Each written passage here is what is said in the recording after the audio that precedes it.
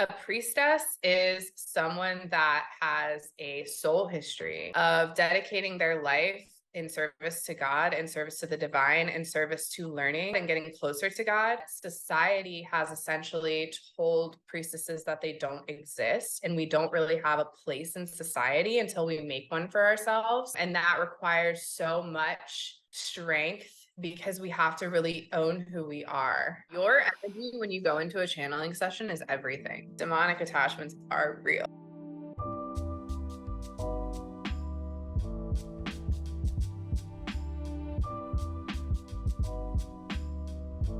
Hello, my beautiful friends, and welcome back to the pod. Today, I am joined by my beautiful friend, Michelle Elizabeth. Michelle is an incredible Magdalene Priestess who is unlocking remembrance of lost healing and temple arts. She also helps women heal from toxic relationships and come back home to themselves by activating the sacred union within. She also handcrafts artisan candles and hosts workshops and healing ceremonies throughout the Washington, D.C. area.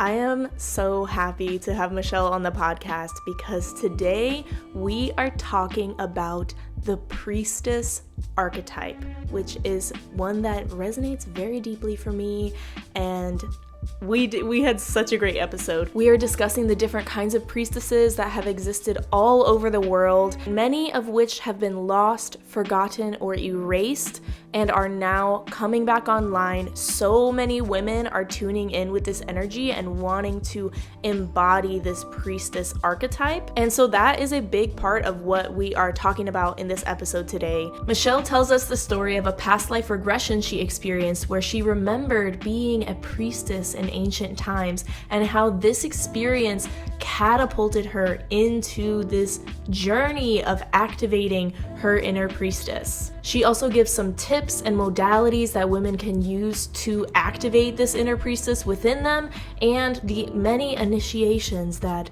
women who consider themselves priestesses must go through to embody this higher wisdom. We also discuss the power of rose medicine. Rose is such an important and beautiful plant ally for me, and I believe there's a reason that my middle name is Rose, because we really vibe, me and Rose. And Rose is really connected with the priestess energy, particularly the energy of the Magdalene Priestess lineage, which connects all the way back to ancient Egypt, Isis, Atlantis, and Lemuria. We also get into a very important conversation about channeling and how to use your discernment when working with entities and how to protect yourself so you can open your psychic channel in a safe and healthy way. This is such a juicy episode, especially for any woman who feels called to connect with their inner priestess or is already embodying the energy of the priestess or wants to learn more about the priestess archetype.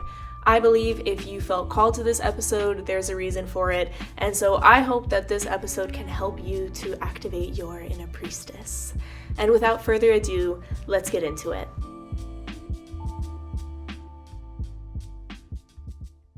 Hello, everyone, and welcome back to the We Are the Medicine podcast. Today, I am joined by my beautiful friend, Michelle Elizabeth. Thank you for being here today, Michelle.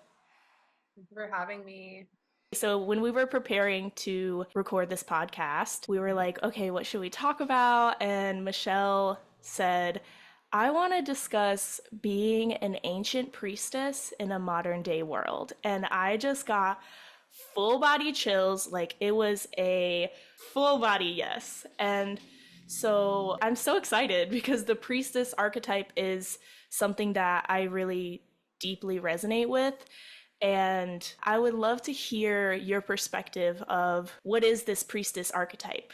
I feel like I kind of need to start from the beginning to kind of get into how I even made it to this point of really wanting to bring this up and talk about this right now. I feel like it's definitely something that is coming up collectively for a lot of us, and that's why it's coming up for me individually as well. But my path to really owning myself as a priestess began 10 years ago.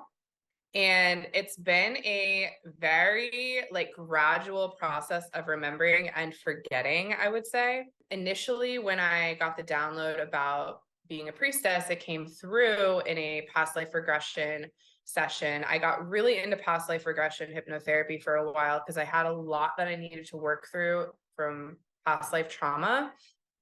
And I even became a past life regression hypnotherapist. Like, I've done sessions with people, and I was doing that for a while. But anyways, so getting into it 10 years ago, I did this regression and I saw myself as a priestess, right? But I didn't know anything about priestesses. And like, all I saw was like this hood, this like red hood that I was wearing. And like, I saw that I was like surrounded by other priestess sisters. And at the time, I called myself a temple priestess, or like a red priestess, because I didn't know like what that lineage was that I was, in.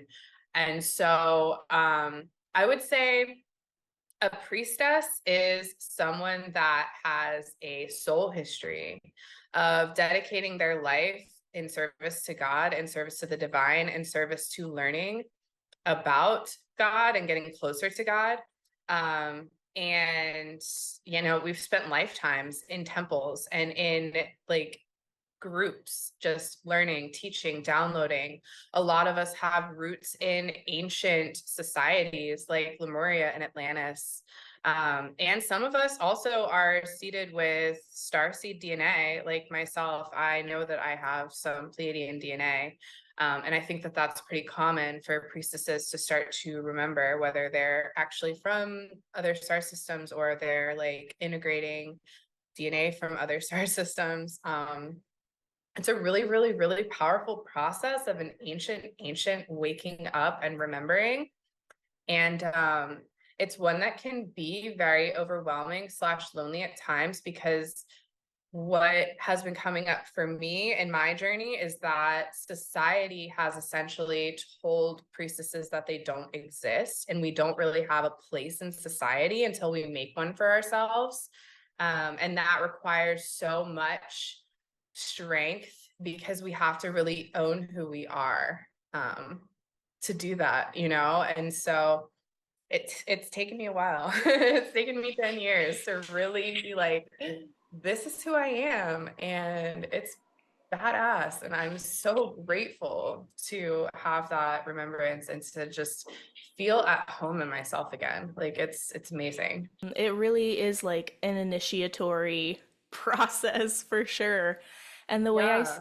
I see it, like, in ancient history, there were priestesses all over the world, priestesses in ancient Egypt, or like you said, Atlantis and Lemuria, priestesses in like the regions of Britain, like Celtic priestesses, Nordic priestesses, like they were everywhere. And the priestesses were sort of erased in many ways and replaced by the priests of the church, the Catholic and the Protestant churches, who demonized nature-based religions, which I believe, and I think there's a lot of evidence to show that pre-Christianity, there were pagan, nature-based religions all over the world.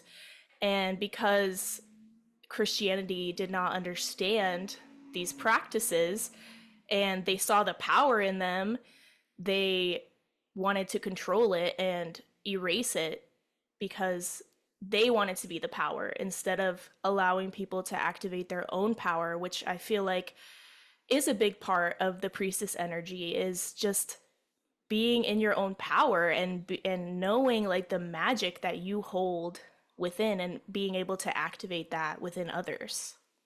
Absolutely. Absolutely. And we were honored as these sacred portals and channels to divine knowledge and information and realms. And we dedicated our lives to being that channel. That's what being a priestess is and was. Like, in ancient times, we were cared for. Like, we actually lived, like, at least the priestesses that I feel I was a part of, which is the Magdalene Priestesses. We were connected to sort of like the nobles, in the sense that our living was like completely cared for. Like, we didn't have to like work or anything. Like, our life was literally dedicated to study. And so we were able to become these like really pristine, beautiful channels, because that was our job. And I'm segueing into that because I think another challenge of being a priestess in an ancient priestess in a modern world is we're here on this timeline, and that means we need to also be like in our power financially and in our financial abundance, and really learn how to become a channel for that to flow through us as well. And yeah, we have to take care of ourselves to a certain extent, which isn't something that we had to do before. So it's like it can be a really challenging activation for some of us as we get fully integrated into like the 2024 world. It's not the same as it was when we were living in the temple and eating and praying. Like it's different. So yeah, that's definitely another like important piece of the waking up in a modern world. Yeah, and that's something like I've definitely have had moments where I feel like this sense of grief because in ancient tribal societies, the priestess or the oracle or the medicine woman was a highly regarded role, and she was taken care of. Or there were men who were like medicine men and things too, but like it was a very highly regarded role that you, like you said, you were taken care of. You didn't have to worry about going out and hunting or foraging berries because your job in the society was to be this portal, this person who has this connection to spirit that other people will come to if they're sick or if they've experienced some sort of trauma. You would be the person who can help them heal that.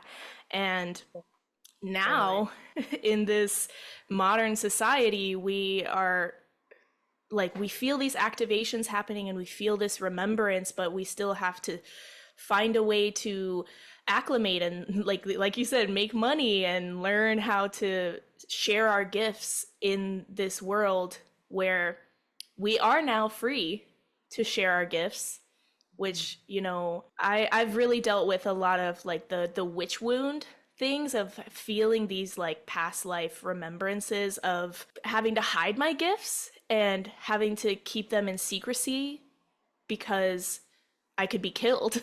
And I think so many women deal with that and struggle with wanting to share their spiritual practices or wanting to share these different perspectives because just like that fear from these other lifetimes and just even the collective feminine energy of not being able to openly freely express this energy. But that's the beauty of this time, is you will not be burned at the stake. Exactly. Yeah, there's so much programmed into our nervous systems that we like kind of came in with. Like I always say there's three main layers of like healing, right? Healing work, which is the physical body, nervous system, astral body, emotions, thoughts, that's our psychic body, and then our causal body, which is the aura that like we carry from life to life. It's like the memories of our soul. It's our akashic body. And so in our akashic body, like we have these traumas, and so they're stored in that part of our aura. When we're born, we're still carrying those traumas, and they can impact our nervous system, our physical body. And so what happens is like we want to share, like, but there's this fear of being seen, and it causes us to kind of clam up and like not fully expand. And so there's like this, every time we expand, there's a contraction with that, expansion and contraction. And so learning how to really allow ourselves to expand into our highest potential and our fullest expression is such a powerful process, especially for those of us that were tortured and, went through these really dark and twisted, which is common for priestesses actually to have memories of being, abused and tortured and all of this. And yeah, that's actually something that I struggle with and that I saw when I was doing the past life regression stuff, is like I started having some of those memories come online and really working through those. And another thing I actually want to touch on is sometimes when as priestesses wake up, they go through like a little bit of a psychosis, I would say. Like there's like a really difficult integration of some of this higher knowledge that they have, and it can come through really abruptly. Um, and really strongly, especially if people are, abusing substances or just like living a lifestyle that's like really wild, which a lot of priestesses do at some point. Like we can be party girls because we're seeking something. There's something deep, deep, deep in us. And like, it's just, I can't even talk about it. The wound is like so massive, especially when you're younger and you don't even know that this is what's coming through for you. But because I didn't really realize that I was a priestess until I was 25. And so, when I was in my early 20s, I was partying a lot and I was, doing a lot of stuff.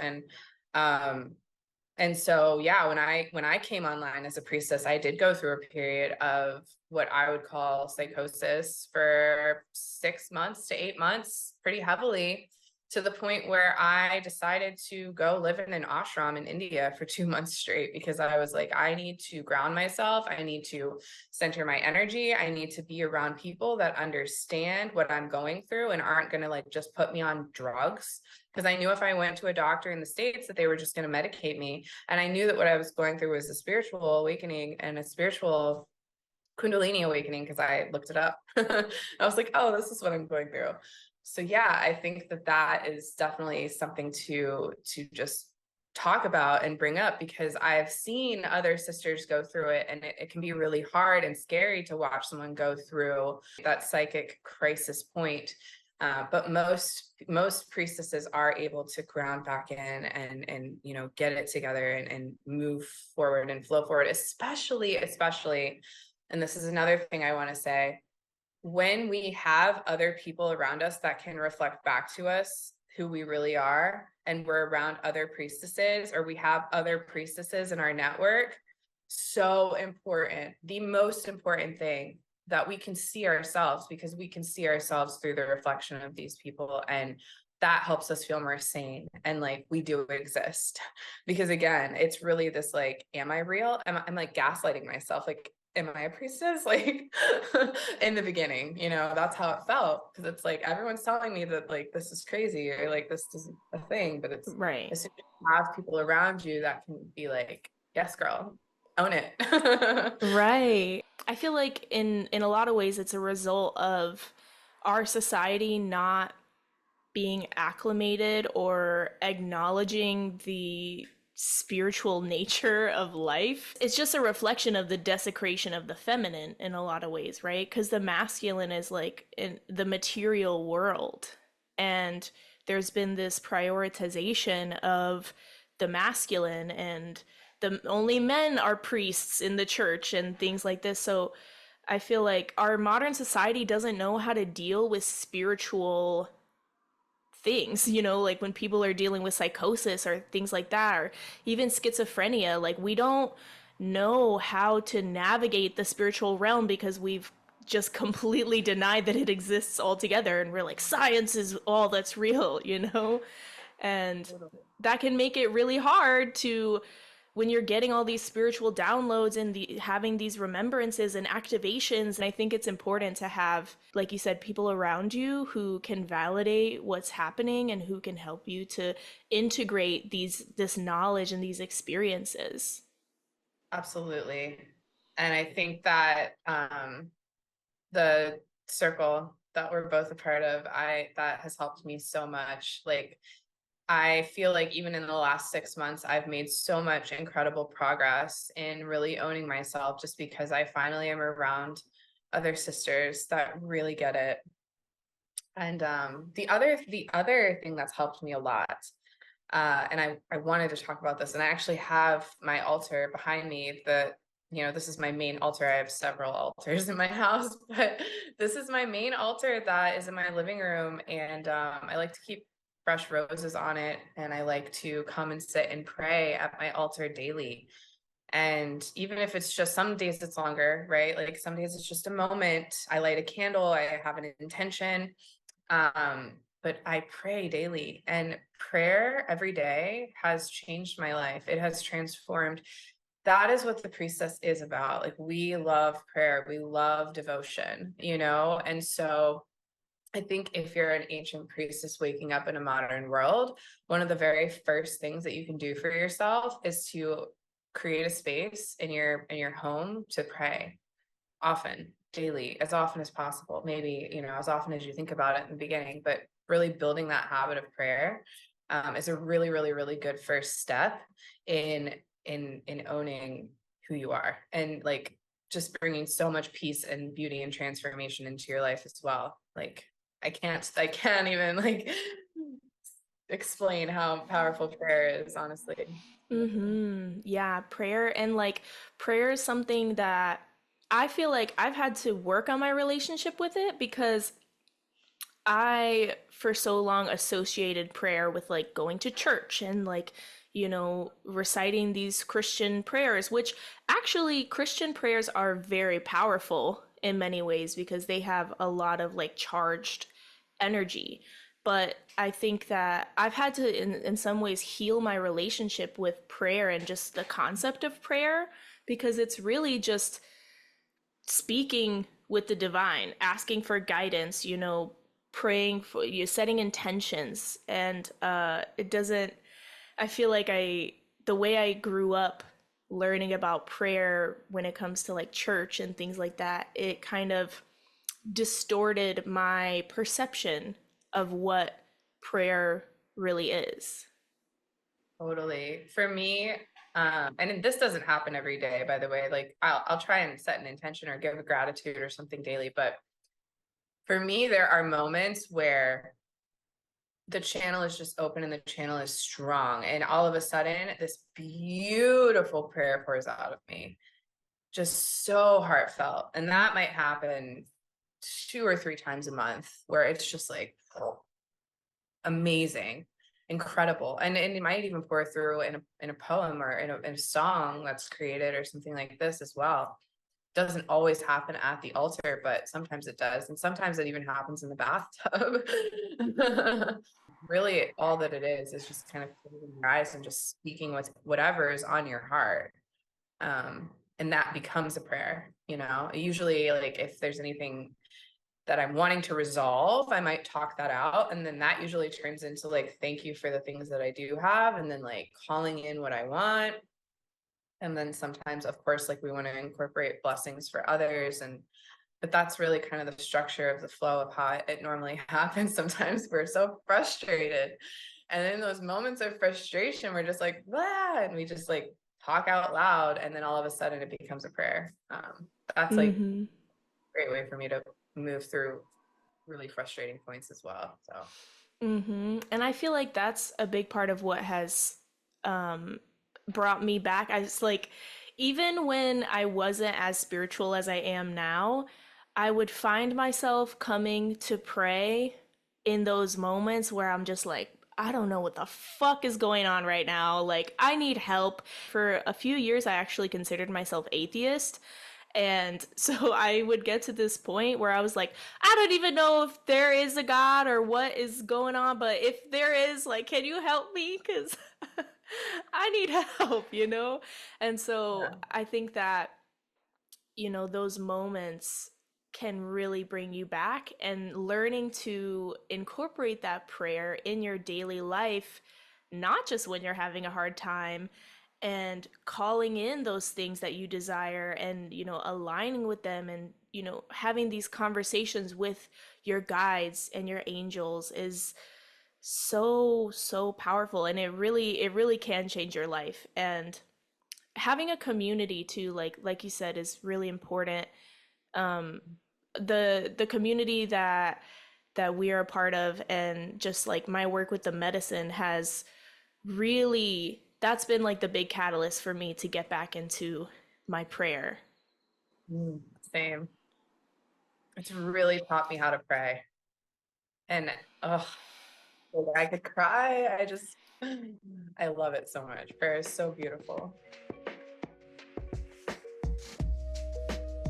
If you're passionate about natural healing like I am, if you like to work with herbs, making herbal concoctions and infusions, and just doing a bunch of witchy goddess shit, but you're looking for somewhere to source high quality herbs in bulk, then look no further than Star West Botanicals. Star West Botanicals is your online supply source for bulk herbs and natural products. They have a wide selection of nearly 3,000 natural products such as organic bulk herbs, spices, loose leaf teas, essential oils, and aromatherapy supplies. They also have all the tools you need to make your own herbal products such as tinctures, capsules, body butters, and more. But if you don't feel like making them yourself, Star West Botanicals also has their very own line of herbal products such as herbal tinctures, infused oils, flower waters, and so much more. I love getting my herbs from Star West Botanicals because they really put an emphasis on finding the most high quality products that they can,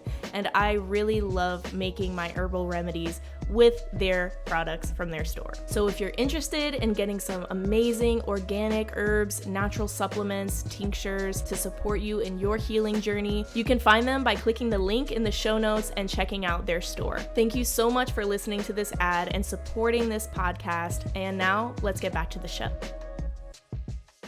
You know, just like tuning into the archetype of the priestess, there's also like something that I love about the priestess energy is there's also this very like sensual, like seductress kind of energy that is Totally. embodied within the priestess, because the priestess, as I see her, is like she is the woman who is fully tapped in to her spiritual essence, fully connected to the divine and in devotion and in service to the earth and to the collective, and fully integrated with all these different aspects of herself. You know, I think that in our modern society, women's sexuality is in such an interesting place right now because so many women are wanting to embrace their sexuality.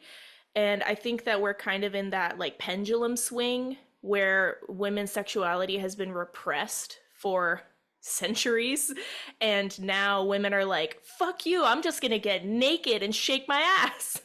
And so it's like this process of like the pendulum swings to the other extreme, and we're finding this balance and this way to integrate that aspect of ourselves because there's so much power in that. Totally. Yeah. And I mean, historically, like from what I can recall and, the regressions that I've done, it was like, yes, we laid with nobles, kings, and warriors. We were spiritual healers and we did know how to utilize our sexual energy for healing. Um, I'm actually in a really interesting place in my life right now where I don't feel super connected to my sexual energy because I just went through a really toxic relationship situation and it really kind of shut down my eros. And I've been celibate now for 6 months or so, 7 months.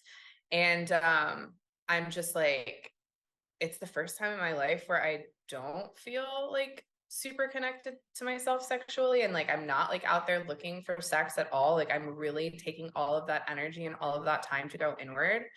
um and yeah, I'm actually like developing a program called the Inner Temple for healing after toxic relationships and finding inner union within the self.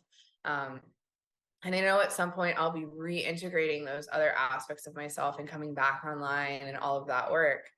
But I do think that it is a natural part of the path sometimes as well to get into that interesting relationship where we lose our eros. It's so weird to lose your eros. Like it's such an interesting thing because again, like it's not something I've ever experienced before. But yeah, like I there are times in my life where I was super connected and I, temple orgies and like group play and like all of that, like that's totally a part of being a priestess as well. But like this new period that I'm in where it's like it's just me here, me and God, like that's like a different Mm-hmm. it's different. So I don't Mm-hmm. know. I think other women can relate and have gone through a similar process, and maybe even at points it's important to go through a period of celibacy to really just get centered and grounded in our own energy. So Yeah, I definitely agree, and I think that that's also important, you know. It's all beautiful, and I think that is actually really necessary, especially like I said in the time that we're in right now, because a lot of women are tuning in with their sexuality, but in maybe like not the healthiest way.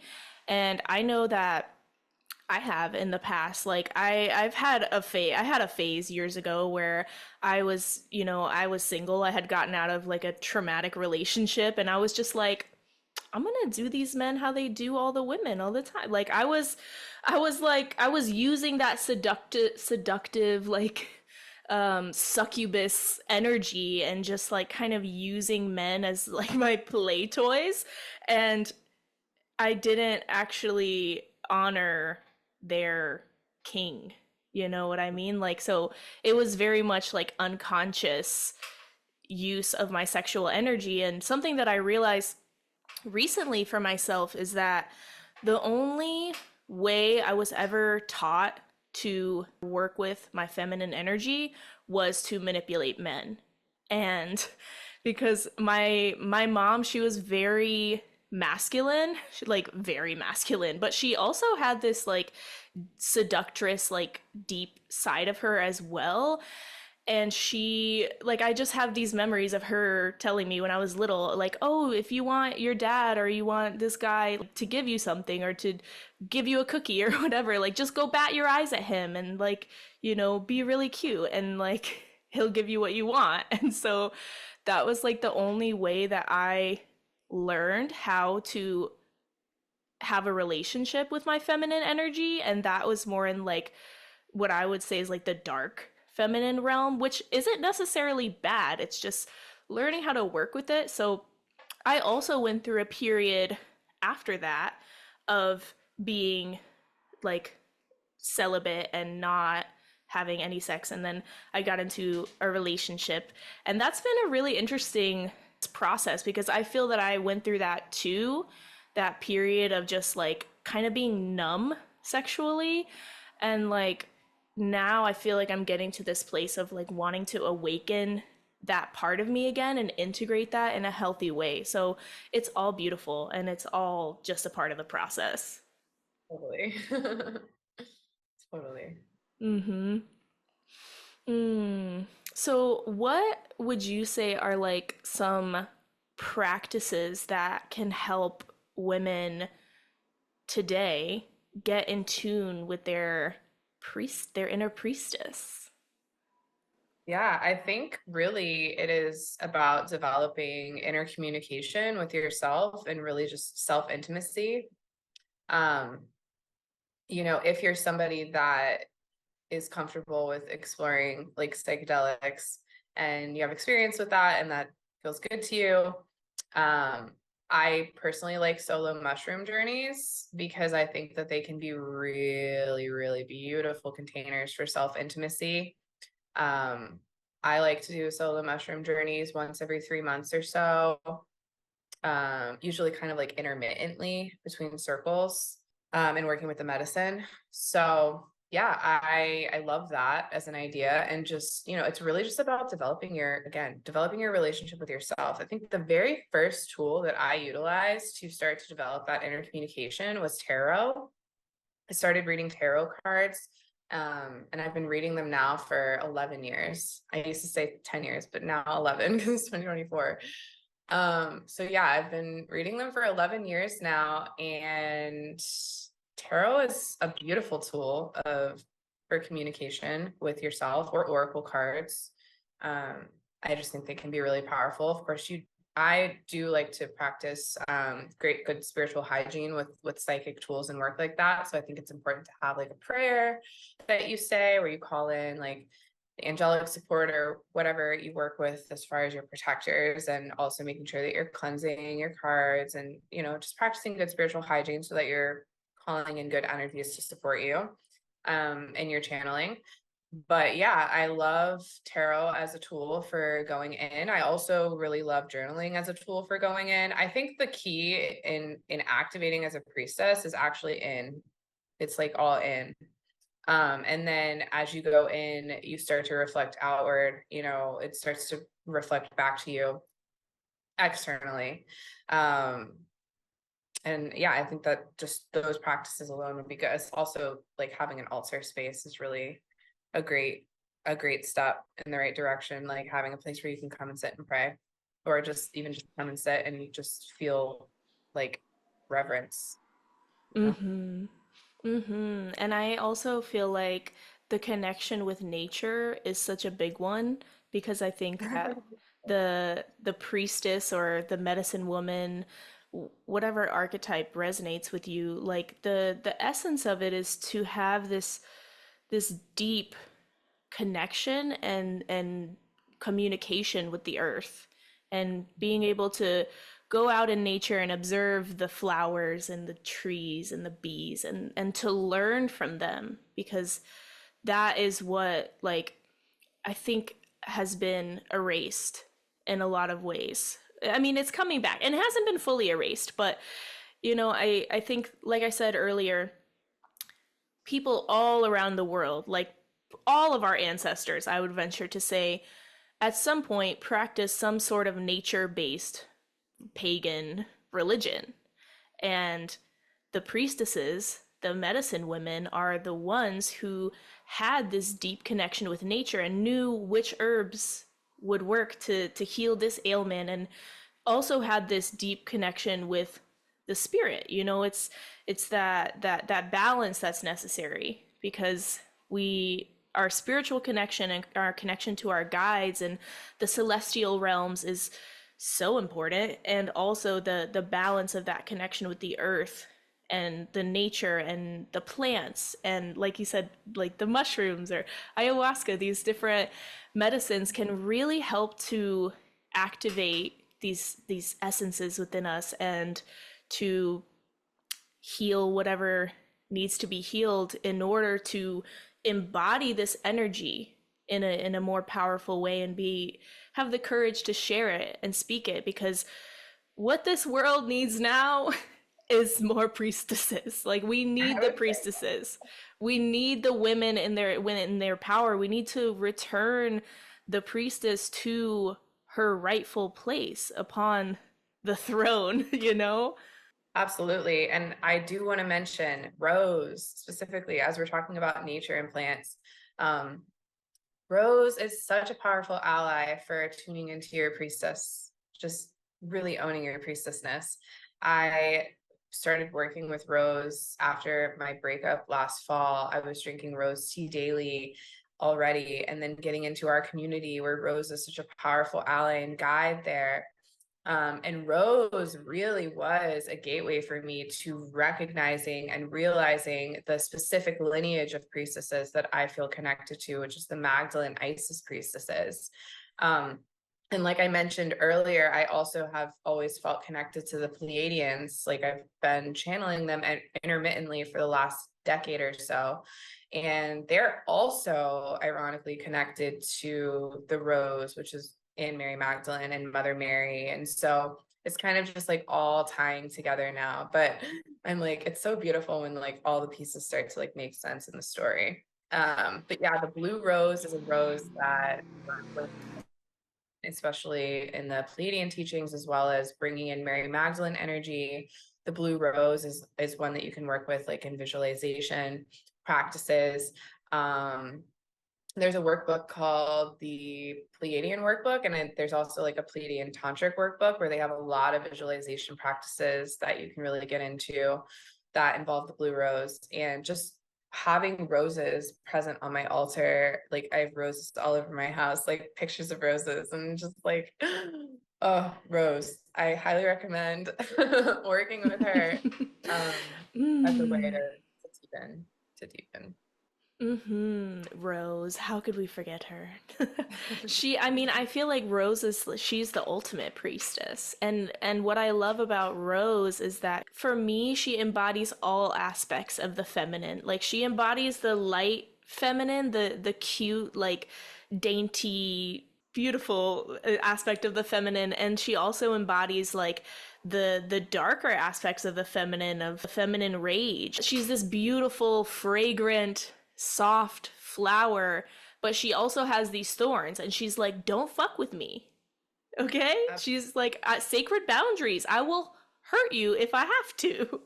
Yeah, and she teaches us that too. Like, and she's such a powerful ally for healing grief and for healing heartbreak because she helps us to keep ourselves open to feel the pain of the experience, but also to protect ourselves from moving into a similar experience again. Or it's like she's such a soft, gentle teacher. Like she reminds me of a grandmother, like a grandmother's wisdom. So she's soft and she's gentle, but she's fierce. And she'll deliver the message to you in like a really like gentle way, but it'll be a really strong message.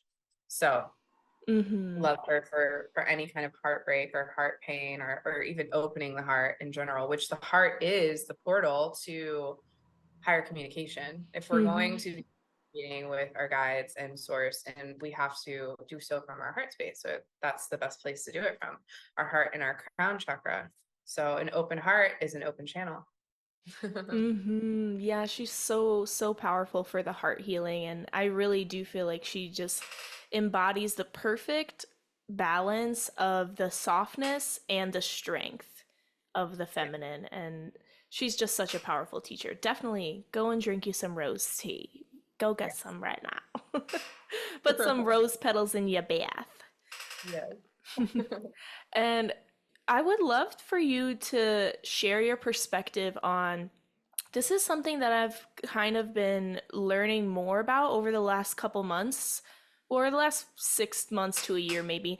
But I don't feel like I'm fully well versed on it. Is this idea of like the rose lineage or the Magdalene priestesses, like you were saying, and the connections back to Isis and ancient Egypt and Atlantis. I would love for you to share any knowledge or a deeper understanding that you have on that. Yeah, absolutely. I actually brought this book to the video call because I thought maybe this would come up. Initiation by Elizabeth Heish is a really beautiful, powerful book about a woman's remembrance of being initiated into the Isis lineage of priestesses. And the Isis and Magdalene priestesses are of ancient Egypt. Of course, like we mentioned earlier, there's like many different lineages of priestesses. There's the Nordic priestesses and the Greek and Roman priestesses. And, you know, as you come online as a priestess, you may start to remember certain signifying features. I would say like the color of your robe is important if you are ever to you know, be able to regress and start to like notice any jewelry that you're wearing or the colors around you or the scene around you. You might start to be able to piece together exactly where you're from. I know more about the Isis and Magdalene lineage because that's the one that I feel connected to. And I actually read the Magdalene manuscript for the first time, probably like 8 or 9 years ago. And so, like I said, it was this process of remembering and forgetting.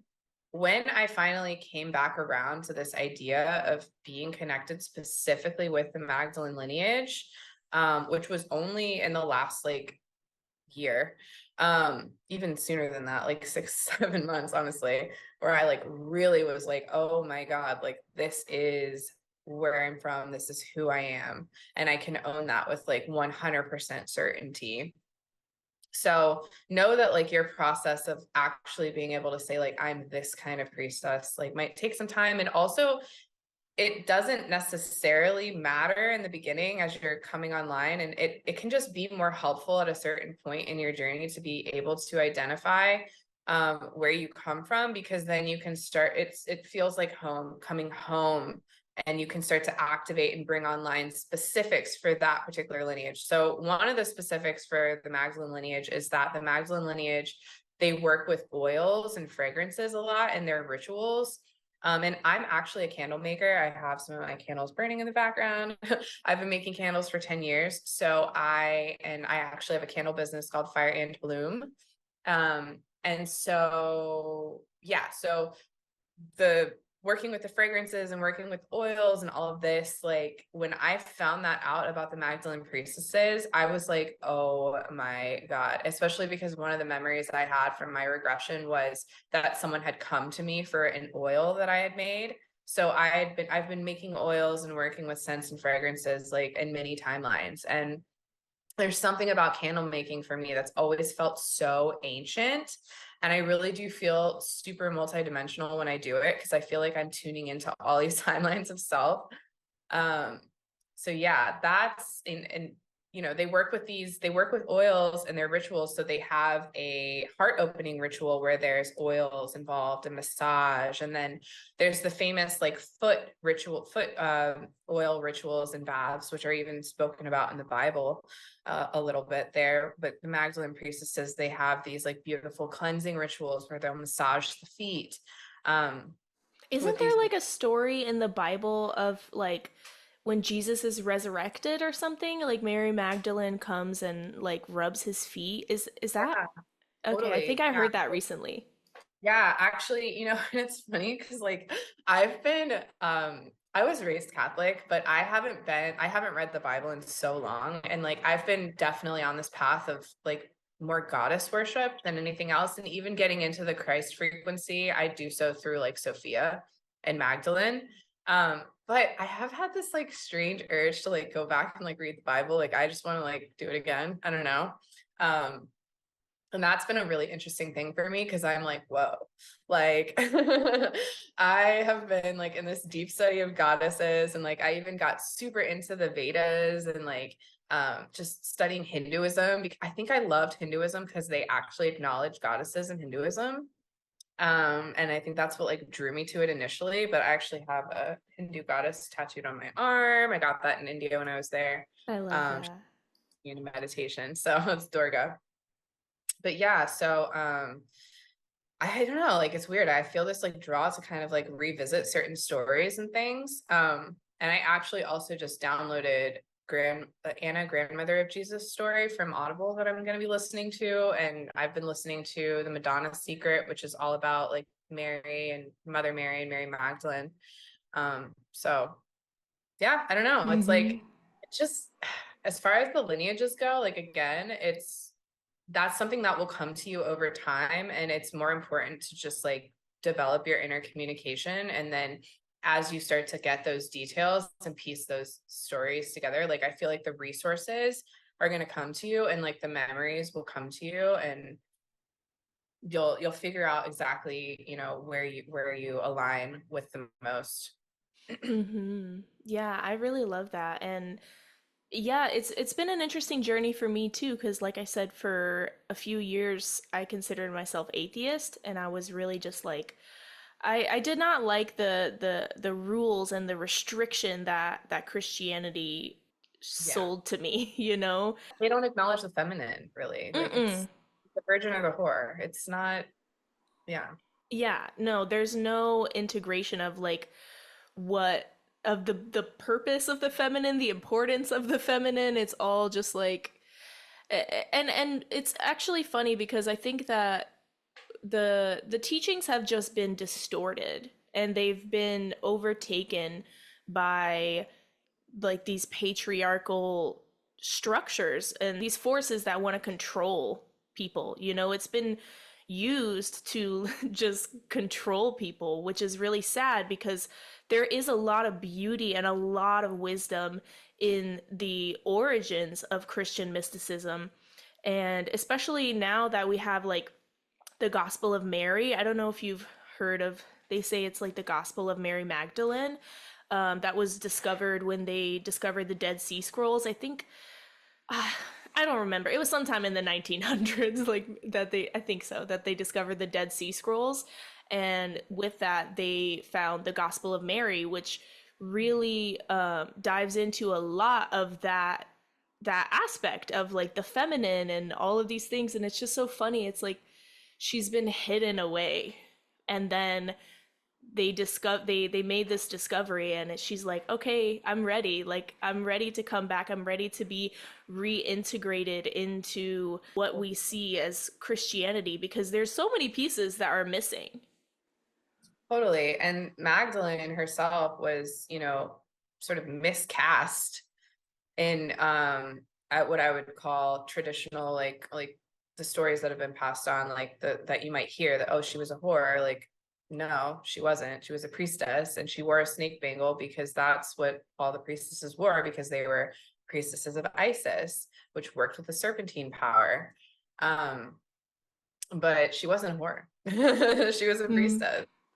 And that's like a common thing that is talked about or that people say about her. And it's just like there's a lot of misinformation going on about Magdalene specifically from the Bible. And I think that the Magdalene manuscript is a really great resource for people that want like truth about her.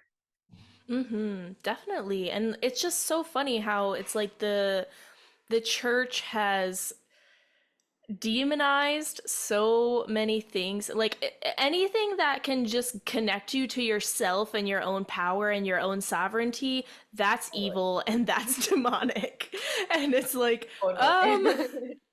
I don't know about that. You know what I mean? Like, I don't know about what's wrong with lighting a candle and like say like putting some oils on yourself. And it's just so funny. Like my partner's family is really Catholic actually, and it's funny because they're coming to visit next week. And the last time they came to visit, I hid all of my spiritual stuff. Like I hid all of my crystals in like random corners of my house. And now I have a different setup where I have a bigger altar, and it's like it's a whole thing. And I'm like, I'm not taking down my altar this time. Like I don't care if you see my crystals and my tarot cards. Like it's actually, the more you go into it, it's like really crazy to think that like working with herbs or like natural things like is evil somehow. They like there's been this, or even working with plant medicine, like there's just this energy that's been projected onto us, like that's bad, that's evil, that's demonic, that those are drugs, like any, but Totally. it's not though. It's just me connecting to the God within myself, and I don't need to go to a priest to get that connection to God. And that's really all that it ever was, is the priests and the church wanting to have that control and saying, I am your connection to God, and you cannot connect to God without me. And I think that the essence of like this spiritual awakening that's happening, the awakening of the priestesses, is saying, no, I have this connection to God within me right now, and I can go sit at my altar and I can rub some rose oil on my body and I can say some prayers and light a candle, and that is sacred too. Absolutely. Absolutely. But I also do want to say that demonic attachments are real. Oh yes. There's I don't want so to say, I don't want to like discredit that, because but it is real, but it's just the way that they've like made exactly. so many things to like evil is just crazy. It's like that story of the boy who called wolf, like or cried wolf. Like you're calling all of this stuff demonic that's like actually not. But you're negating like actual like demonic attachments and entity attachments. Like that's all. And I think that's another, like, let's segue into that, because that is a part of the path of the priestess as well. It Mm-hmm. is recognizing those energies, those attachments that we're carrying, being able to identify them in our field, being able to exercise them out of us. Notice when they're where they're gripping at us. Notice any spirit of oppression or poverty or lack, or just any spirit that feels like it's like keeping you from your highest expansion, like really questioning those, and when was that spoken upon me, where is that coming from? And knowing that entity attachments can come through sex, they can come through substances, right? If you're not in a container that's like held with integrity, and like that people are doing their spiritual cleansing work, like for example, you're at a festival and you're like tripping balls, like you can essentially like attract something into your field, like it's possible. So just being aware of that and noticing that, and noticing when you're not feeling like yourself, when you're feeling really down, or when you've gone through for a period of time, a long time, where you're not feeling like yourself, and questioning that. And I think again, like it's a normal part of the priestess path to get to this point in the path where you recognize that there's some entity attachment stuff happening, and like learning tools to really clear those from yourself and being able to recognize it in others and help your sisters as well. That's that. I think that might be the part of the path where you start to like really honor Christ energy in a new way. And some people, when they have their spiritual awakenings, like you've seen people like go back to Christ, like they like revert back to Christianity. And I think that it's because they're coming to that point in their path where they're actually starting to encounter some of those like realizations around these darker forces, and they're just kind of reverting back to what feels good and true and right for them. And it is true that Christ energy is the strongest frequency to combat any like negativity or any like entity stuff. So like I see like how it happens, but at the same time, it's like, you know, Christ energy is a really beautiful, powerful energy, and you can and should like incorporate it once it feels right for you to do so, if it feels right for you to do so.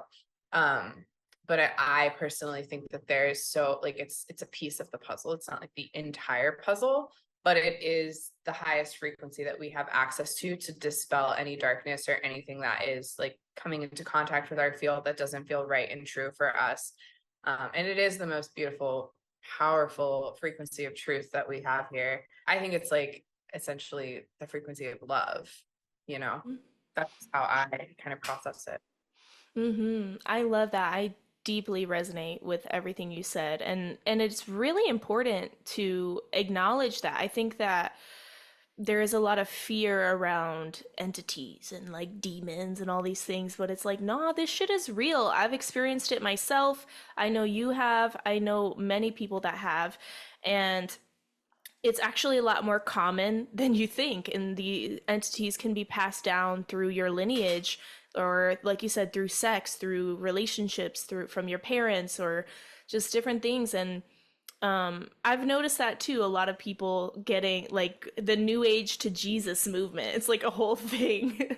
And I definitely agree. I think it's like the people start to realize like, oh, these entities and things like this is real. But I think it gets a little bit distorted because I've listened to some of these new age to Jesus stories, and I can see the perspective of there are some people in like the spiritual community or the new age movement who are just like, yeah, I'm like working with the Pleiadians and the Arcturians and the blah blah blah blah, but it's like they're really not. Like they're really working with some dark shit and they don't even realize it. Like I've seen people who are very well known for working with these like galactic beings, but they're actually kind of like a narcissist. And it's a thing. And I think part of that new age to Jesus like hype is they start to believe that all the beings that you're working with are evil or bad if it's not Jesus. It's this programming, like if it ain't Jesus, it's bad. You know, Jesus is great. Christ consciousness, Christ energy is like so powerful and so needed, and it's so much deeper than Jesus himself also. But there's also all these other beings and these other deities from Hinduism, or you know, my ancestry in the Nordic, the I'm Norwegian, so like the Norse gods and goddesses, the Celtic gods and goddesses. Like there's so many, and it's crazy to say that every being that's not Jesus is evil. And it's like It is just crazy to say that. you just gotta know what you're working with, really. You know, you gotta know where your energy's at and really like don't lie to yourself and don't be delusional. And you know what I mean? Like, like don't say like, oh yeah, I'm like I'm channeling the Syrian gods, or this I'm channeling the Syrians, and really like you're hurting people. You know what I mean? It's just Yeah. Like yeah. your energy when you go into a channeling session is everything. And your ability to protect your energy and have discernment in those spaces. I forget where, but it was somewhere I either read or listened to someone at one point was like it comparing when you're channeling to like when you're walking down the street, like in life, there's people talking to you, like that might, you might hear something as you like walk by, or like some random person on the street might like say something to you. When you go into these channeling spaces, like just because you're channeling it doesn't mean that it's coming from someone higher. Like you should take everything as if it's just a guy on the street talking to you. Like it's not that special. When you go into those places, like you really need to have that discernment.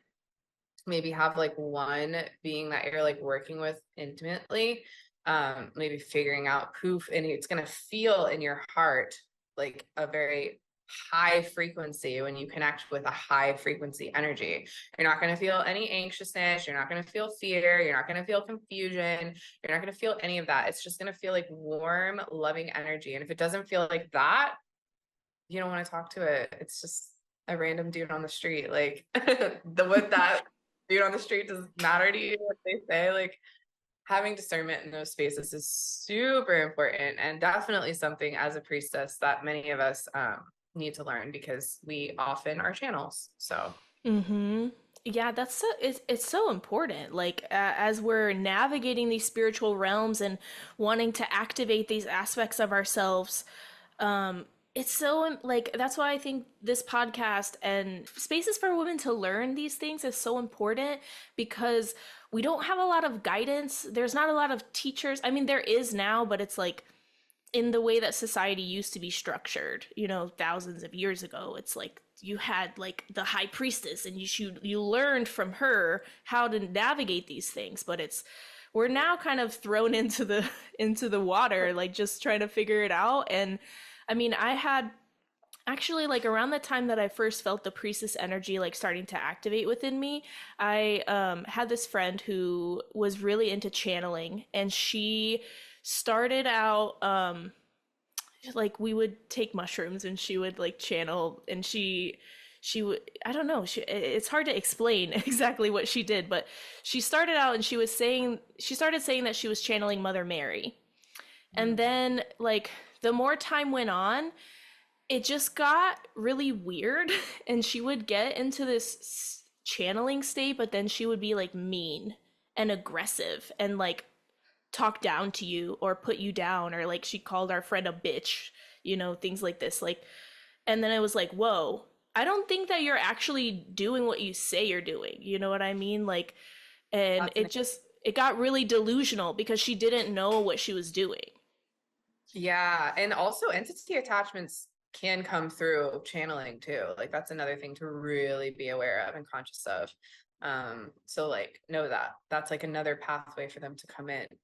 You know, it's going to be high frequency, it's going to be beautiful, it's going to be nice, it's going to be empowering, not like scary. Yeah, exactly. That's the whole point. And I think there's a book, I haven't read it all the way through myself. I'm actually going to get into it soon. The book, I think it's called Opening to Channel. I have that.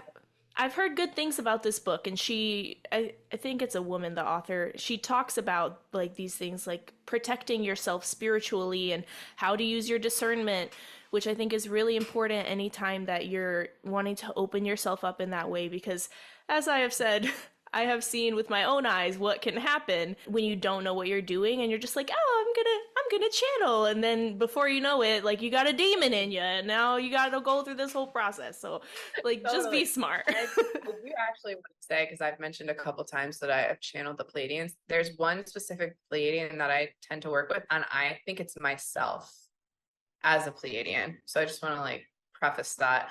I think a really safe way to begin a channeling practice is to channel your higher self, to connect with your higher self. Okay. That's how you want to start. You don't even need to call out for any other thing or any other being. Just channel your higher self. Sometimes your higher self is an alien because you're an alien, and that's fine. if that's your case. But it might not appear to you that way. You know, your higher self might just appear as like a light or like a beautiful dress. Like for me, I'm wearing like a robe and stuff. Like, but yeah, I think starting with your higher self, just channeling your higher self. If you want to get into channeling at all, please start there. Do not just talk to whoever comes to you. Mm-hmm. Yeah, I fully agree. And I think channeling in many ways is just channeling different aspects of yourself, even if it is a lower entity, oftentimes, because like a darker entity can only come to you or enter you if there's something of resonance there, you know?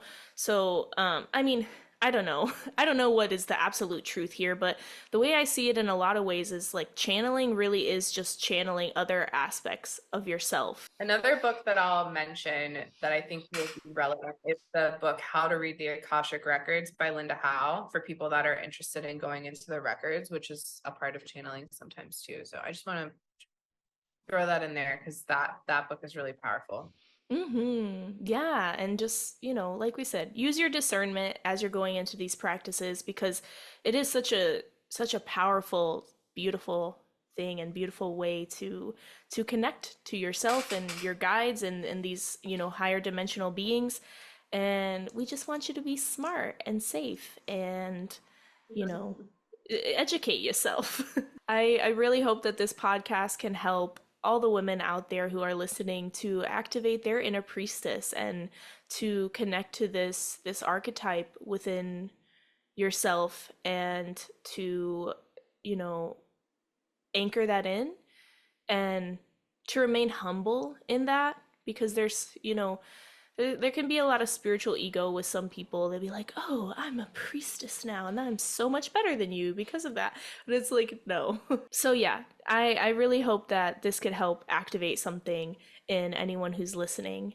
And I'm also reading a book right now, well, listening to a book by Dolores Cannon, called Horns of the Goddess, so it's very interesting that we record the timing of this podcast. It's called Horns of the Goddess, and Dolores Cannon was, for those who don't know, she was a hypnosis practitioner, and she's the one who developed the QHHT hypnosis technique. And so her books are really just different channeled sessions of people that she's done past life regressions and things on. And this whole book, Horns of the Goddess, is about like basically priestesses, from what I understand so far. Like, it's pretty much about different priestess lineages and like this archetype of the feminine that has been lost in many ways. And that, let me not say that's been lost. It was lost, but we find it again. So if anyone's interested in listening to that, I'm really liking it so far. But thank you all so much for listening to this episode, and thank you so much, Michelle, for being here. I have had such a great time recording this episode with you. Thank you for inviting me. And if you are looking to step up your priestess game, go buy Michelle's candles. Okay, she's a candle magician. I have my candle page, which is Fire and Bloom. And then I also have my healing page, which is Heart Medicine Path. I'm going to be launching a temple program through Heart Medicine Path. I also have the Way of the Rose tea ceremony, virtual and in person. I live in the Washington, D.C. area. So if you live in the Washington, D.C. area, definitely hit me up, because I do a lot of local events. But otherwise, I also do virtual stuff too. So I do have 2 pages right now, and I'm kind of going through this like existential crisis of like, should I combine them into one page, or like, should I keep 2 separate things? But for now, they're 2 separate things, and we'll see how it evolves as I evolve and all of the things. I hope to see you on either of those communities. Yes, go check her out. I'll link the pages down in the show notes as well. And yeah, thank you so much. I hope you all have a beautiful rest of your day and stay blessed. Thank you so much for tuning in today. If you're watching on YouTube, don't forget to like, subscribe, leave a comment letting me know how you liked this episode. And if you have topic suggestions for future episodes, feel free to leave them in the comments there. If you're listening on a podcasting platform, it would really help me out if you could leave me a nice review, letting me know how you like the podcast so far. Thank you so much, and stay blessed.